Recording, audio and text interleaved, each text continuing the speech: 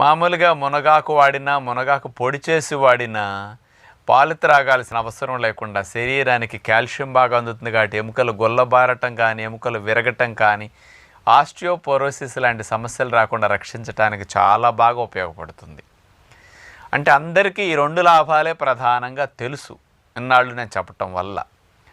ఇంకా ముఖ్యంగా చూస్తే ఇందులో ఐరన్ ఎక్కువ ఉండటం వల్ల రక్తం తయారీకి కూడా మునగాకు చాలా బాగా పనికొస్తుంది. పూర్వం రోజుల్లో ప్రతి దొడ్లోనూ మొలక చెట్టు ఉండేది. ఆ కాడల్ని ఉల్లిపాయలు వేసి ఒకరోజు కూరగా వండేవారు. ఏ కూర లేనప్పుడు మునగాకు దూసేసి అంత పప్పు వేసేసి ఆకుకూర వండేసేవారు, మునగాకు ఫ్రై చేసేవారు. రక్తహీనత సమస్య రాకుండా మునగాకు బాగా పనికొస్తుంది అన్నమాట.